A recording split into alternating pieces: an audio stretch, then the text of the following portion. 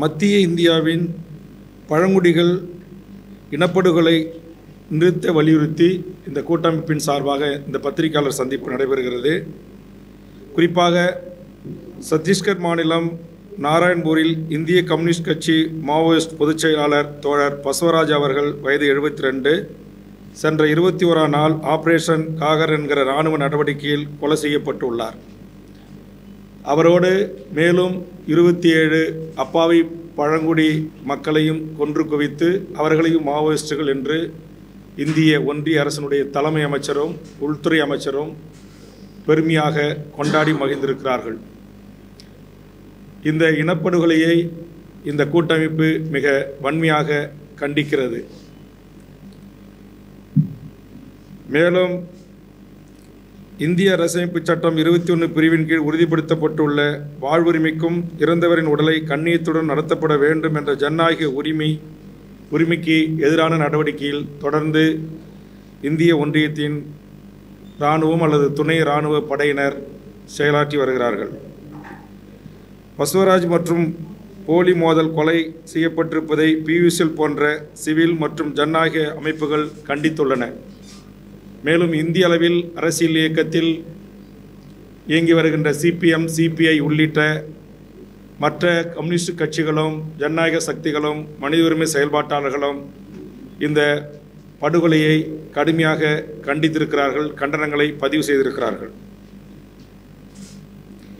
மாவோயிஸ்டுகளை வேட்டாடுவதாக சொல்லிக்கொண்டு சொந்த நாட்டு பழங்குடி மக்களை இனக்கொலை செய்வதே காகர் இராணுவ நடவடிக்கை நோக்கமாகும். இதன் மூலம் பெண்கள், குழந்தைகள், முதியவர்கள் உட்பட அனைத்து மக்களையும் கொன்று குவித்து அவர்களின் பிணக்குவியல் மீது வெற்றி விழா கொண்டாடி வருகிறது மோடி அரசு. 2011ஆம் ஆண்டு அன்றைய மன்மோகன் சிங் தலைமையிலான காங்கிரஸ் அரசு தண்டகாரணையும் பழங்குடிகள் மீது பச்சை வேட்டை தாக்குதலை நடத்தியது. அதற்கு எதிராக தமிழ்நாட்டில் அரசு அடக்குமுறைக்கு எதிரான கூட்டமைப்பு விரிவான விழிப்புணர்வு பிரச்சாரங்கள், கருத்தரங்கள் போன்றவற்றை நடத்தியது.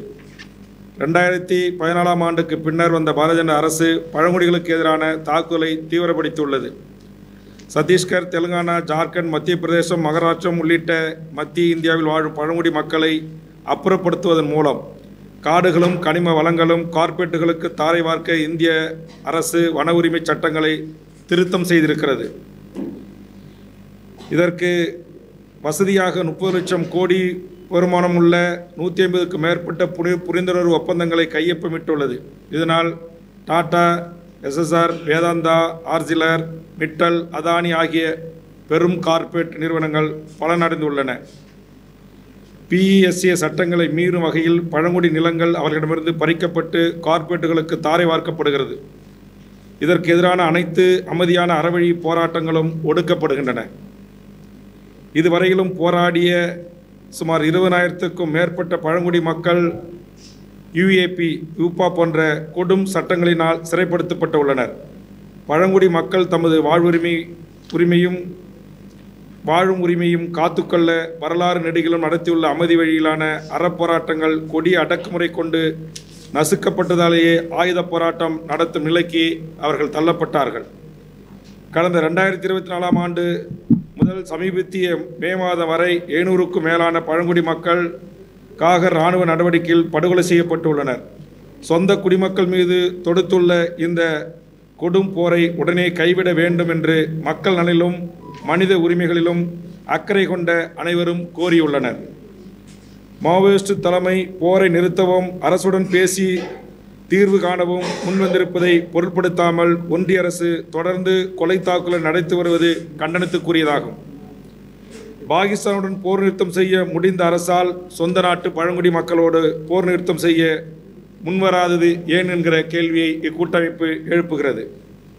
இந்திய அரசமைப்பு சட்டம், பிற பழங்குடி நல சட்டங்களும் பழங்குடி மக்களுக்கு அளித்துள்ள உறுதிகளுக்கு மாறாக அரசு இவ்வாறு பழங்குடிகள் மீது போர் தொடுத்துள்ளது. இந்த போரை இடைக்கால அளவில் கூட நிறுத்த மறுத்து கொலைகளையே சாதனையாக கொண்டாடி வருகிறது. இந்திய அரசின் இந்த இனக்கொலை போர் பழங்குடி மக்களுக்கு எதிரானது மட்டுமல்ல, இந்திய கானக செல்வத்துக்கும் கனிம வளத்திற்கும் ஆபத்தானது, குடியாட்சி உரிமைகளுக்கு அச்சுறுத்தலானது என்று எச்சரிக்க விரும்புகிறோம். உள்நாட்டு மக்களை கொலை செய்வதை கொண்டாடும் போக்கு, வெகுமதி அளித்து கொண்டாடும் வன்மமிக்க மனநிலை அரசு வன்முறை ஆதரிக்கும் பாசிச சமூக மனப்பான்மையோடு ஜனநாயக மறுப்பை பொது சமூகம் இயல்பாக மாற்றுவது போன்றவைகள் நம் தலைமுறையினருக்கு ஆபத்தானதாகும். இதற்கு எதிரான ஜனநாயக குரல்கள் எழுப்பப்பட வேண்டும் என்று வேண்டுகிறோம். இந்திய அரசின் இந்த அடக்குமுறைக்கு எதிராக விழித்தெழுந்து போராட முன்வரும்படி தமிழ்நாட்டு குடியாட்சி ஆற்றல்கள் அனைவரையும் அறைகூவி அழைக்கிறது இக்கூட்டமைப்பு. பழங்குடி மக்கள் மீதான இந்த அழிப்பு போரை நிறுத்த கோரியும் உடனடியாக பேச்சுவார்த்தை நடத்த வலியுறுத்தியும் நாடு தழுவிய பிரச்சார இயக்கங்கள் போராட்டங்கள் நடந்து வருகின்றன. தமிழகத்தில் இந்த கூட்டமைப்பு சார்பாக இந்த முயற்சியில் ஈடுபட்டு உள்ளோம். இதன் பகுதியாக வரும் ஜூன் 14ஆம் தேதி கருத்தரங்கம் நடக்க உள்ளது. இதில் ஹிமான்ஸ்குமார் சோரி உள்ளிட்ட மனித உரிமை செயல்பாட்டாளர்கள் கலந்து கொள்ள உள்ளனர்.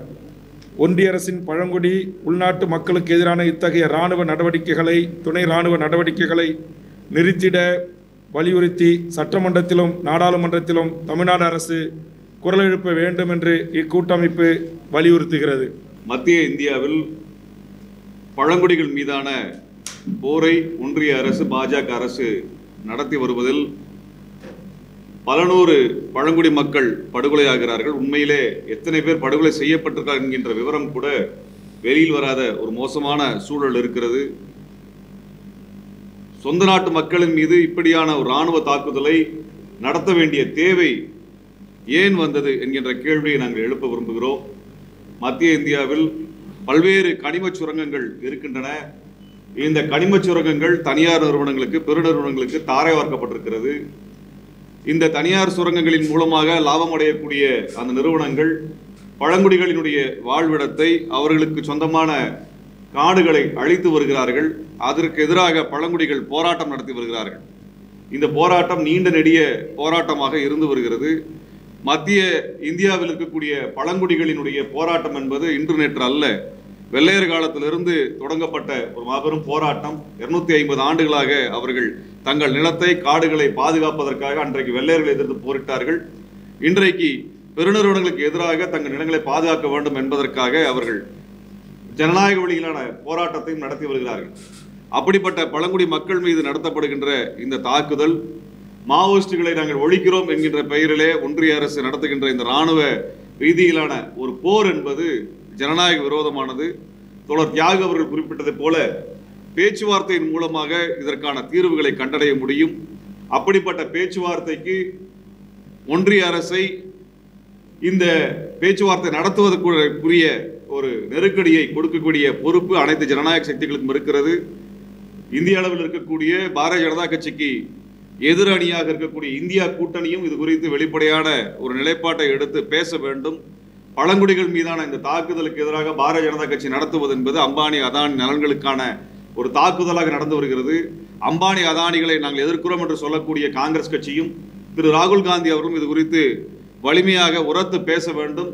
அப்படியான ஒரு எதிர்ப்பு இருக்கும் பட்சத்தில் மட்டும்தான் பாரதிய ஜனதா கட்சிக்கு எதிர்கூட்டணி என்று சொல்லக்கூடிய இந்த கூட்டணி என்பது உண்மையில் மக்களுக்கான கூட்டணி என்று மக்களிடத்தில் நம்பிக்கை வரும் என்பதை இச்சமயத்தில் நாங்கள் தெரிவித்துக் கொள்கின்றோம். ஆகவே பாரதிய ஜனதா கட்சியை எதிர்க்கக்கூடியவர்கள், மோடியை எதிர்க்கக்கூடியவர்கள், பாசிசத்தை எதிர்க்கக்கூடியவர்கள் இந்த மத்திய இந்தியாவில் நடத்தப்படக்கூடிய இந்த போருக்கு எதிரான குரலை வலிமையாக பேச வேண்டும். இதை ஏதோ நாங்கள் பயங்கரவாதத்திற்கு எதிரான போர் என்று மோடி அரசு சொல்லுவதை நம்பி மோடி அரசினுடைய இந்த பயங்கரவாத நடவடிக்கைக்கு எதிராக பேசாமல் இருப்பது என்பது இந்த பாசிசத்திற்கு துணை போகக்கூடிய ஒரு துயரமான செயலாக அமைந்துவிடும் என்பதையும் இச்சமயத்தில் நாங்கள் தெரிவிக்க விரும்புகிறோம். ஆகவே இந்த போரை உடனடியாக நிறுத்துவதற்கும், பழங்குடிகளை பாதுகாப்பதற்கும், பழங்குடி மக்களினுடைய காடுகளையும் நிலங்களையும் பாதுகாப்பதற்கும், பெருநிறுவனங்களை வெளியேற்றுவதற்குமான ஒரு மாபெரும் ஜனநாயக இயக்கமாக இந்தியா கூட்டணி தனது குரலை வலிமையாக எழுப்ப வேண்டும். இந்தியாவில் இருக்கக்கூடிய ஜனநாயக இயக்கங்கள் இதற்குரிய குரலை தொடர்ச்சியாக எழுப்பி வருகிறார்கள். அந்த வகையிலே தமிழ்நாட்டில் பல்வேறு மக்கள் உரிமைகளுக்காக போராடக்கூடிய இந்த கூட்டமைப்பில் இருக்கக்கூடிய பல்வேறு ஜனநாயக அமைப்புகள் இந்த கோரிக்கையை முன்வைத்திருக்கின்றோம். ஆகவே உடனடியாக தமிழ்நாட்டில் ஆட்சியில் இருக்கக்கூடிய திமுகவும் இதற்கான ஒரு ஆதரவை உடனடியாக வழங்க வேண்டும் என்பதையும், இந்தியா கூட்டணி இது குறித்து பேச வேண்டும் என்பதையும், இந்த போரை உடனடியாக நிறுத்த வேண்டும் என்பதையும் நாங்கள் சமயத்தில் தெரிவித்துக் கொள்கின்றோம்.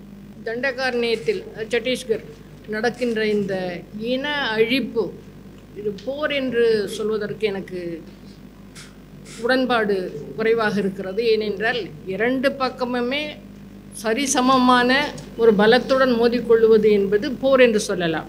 ஆனால் இங்கே தங்களுடைய அடிப்படை உரிமைகளுக்காக தொடர்ந்து குரல் கொடுத்து கொண்டிருக்கின்ற ஒரே காரணத்திற்காக அப்படி குரல் கொடுப்பவர்களையும் அவர்களுக்கு ஆதரவாக இருக்கின்ற சக்திகளையும் நாங்கள் அழித்தே தீருவோம் என்று கங்கணம் கட்டிக்கொண்டு ஒரு அரசும் அதனுடைய தலைமை அமைச்சரும் அமித்ஷாவும் வருகின்ற 26 மார்ச்சுக்குள் நாங்கள் அவர்களை அழித்தே we will wipe them out அப்படின்னா என்ன அர்த்தம்? அவர்களை அனைவரையும் ஒழித்தே தீருவோம் என்று கங்கணம் கட்டி கொண்டு செயல்படுகிறார்களே, இது எந்த ஜனநாயகத்தில் சேர்த்தி என்ற கேள்வி நமக்கு எழ வேண்டும்.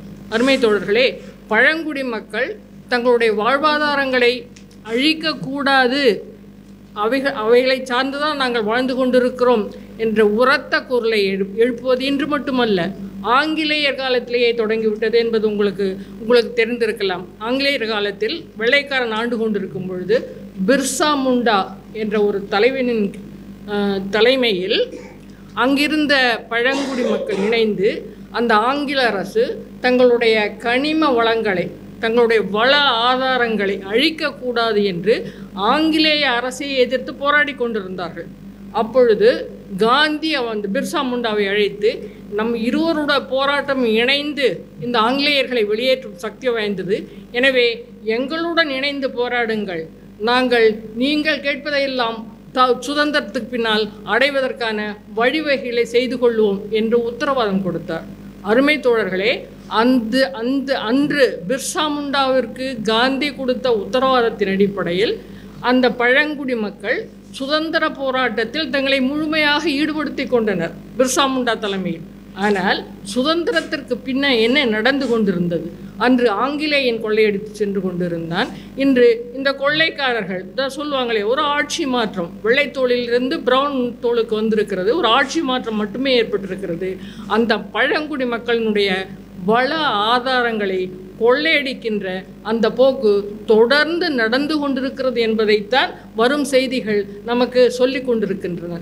அன்று அவர்கள் சொன்னது, இந்த ஜல், இந்த தண்ணீர், இந்த நிலம், இந்த காடு இவைகள் எங்களுக்கு சொந்தமானது, அங்கே வாழுகின்ற மக்களாகிய எங்களுக்கு சொந்தமானது, இது வேறு யாருக்கும் சொந்தமானது அல்ல என்ற உத்தரவாதத்தை நீங்கள் கொடுக்க வேண்டும் என்று கேட்டார்கள். அதன்படிதான் இந்திய அரசமைப்பு சட்டத்திலும் அந்த உத்தரவாதம் கொடுக்கப்பட்டது. காடு என்பது, காட்டின் வளம் என்பது அங்கு வசிப்பவர்களுக்கு மட்டுமே சொந்தமானது. இப்பொழுது அந்த உத்தரவாதத்தை எல்லாம் தூக்கி எறிந்துவிட்டு தங்களுடைய பண ஆசை, கொள்ளையடிக்கின்ற அந்த ஆசையின் காரணமாக, அந்த பெருவிருப்பத்தின் காரணமாக இந்த பன்னாட்டு பகாசுர கம்பெனிகள், உள்நாட்டு கம்பெனிகள் இவற்றோடு இணைந்து கொண்டு இந்த அரசு அந்த மக்களை கொன்று குவிக்கிறது, அவர்களுடைய வள ஆதாரங்களை சுரண்டி கொண்டிருக்கிறது என்றால் இது எந்த விதத்தில் ஜனநாயக அமைப்பினுடைய இலக்கணமாக இருக்க முடியும் என்று நாம் சிந்திக்க வேண்டும். அருமை தோழர்களே, நீங்கள் பார்த்துருப்பீங்க, அண்மையிலே ஒரு செய்தி வந்தது. இந்தியா பொருளாதார நிலையில் பொருளாதாரத்தில் 4வது வல்லரசாக மாறிக்கொண்டிருக்கிறது அப்படின்னு சொல்லிட்டு. எப்படி பொருளாதாரத்தில் 4வது வல்லரசாக இது மாற முடிகிறது என்றால், இப்படிப்பட்ட ரேர் எர்த் என்று சொல்லுகிறார்களே, ரேர் எர்த் எலிமெண்ட்ஸ் அப்படின்னு சொல்கிறாங்க. அங்கே இருக்கின்ற அந்த மலைகளில் குவிந்து கொடுக்கின்ற அந்த கனிம வளங்கள், அந்த கனிம வளங்களை விற்று கார்ப்பரேட் கம்பெனிகளுக்கு கொடுத்து இது பணத்தை வாங்கி இது இந்தியாவிலேயே 4வது மிகப்பெரிய பொருளாதார வல்லரசாக மாறிக்கொண்டிருக்கிறது என்றால் இது கேலிக்கூத்தல்லவா? நீங்கள் மக்களை விற்கிறீர்கள், மண்ணை விற்கிறீர்கள், வள ஆதாரங்களை விற்கிறீர்கள். இப்படி விற்றுவிட்டு நாங்கள் மிகப்பெரிய பொருளாதார வல்லரசாக மாறிக்கொண்டிருக்கிறோம் என்று இந்த ஒன்றிய அரசு சொல்லுவது எந்த விதத்தில் ஏற்றுக்கொள்ளத்தக்கதாக இருக்கிறது என்ற மிகப்பெரிய கேள்வி. சிறிதளவும் மனிதாபிமானமற்ற, மக்களை மதிக்காத, அவர்களுடைய உணர்வுகளுக்கு எந்த விதமான முக்கியத்துவம் கொடுக்காத இப்படிப்பட்ட மனித எதிரிகளாக இருக்கின்ற அரசுகள் அகற்றப்பட வேண்டும். மனித எதிரிகள் எப்பொழுது உருவாகிறார்கள்? பாசிச சக்திகள் கையோங்கும் போதில் ரைட் எக்ஸ்ட்ரீமிசம் என்று சொல்லுகிறோமே, அப்படி இந்த ரைட் எக்ஸ்ட்ரீமிசம் வளரும்போது நிச்சயமாக அது பாசிசமாக மக்களுக்கு எதிராக, நாளைக்கு நமக்கு எதிராக கூட மக்களுக்கு எதிராக திரும்பும் வாய்ப்பு இருக்கிறது. எனவே இந்த கடும்போக்கை தடுத்து நிறுத்தவும் அமைதி பேச்சுவார்த்தைக்கு வரவும் அவர்களுக்கு உரிய நியாயம் கற்பிக்கவும் அனைவரும் முயல வேண்டும். நம்முடைய தமிழ்நாடு அரசு முயல வேண்டும் என்ற கோரிக்கையை உங்கள் வாயிலாக அவர்களுக்கு வைக்கிறோம்.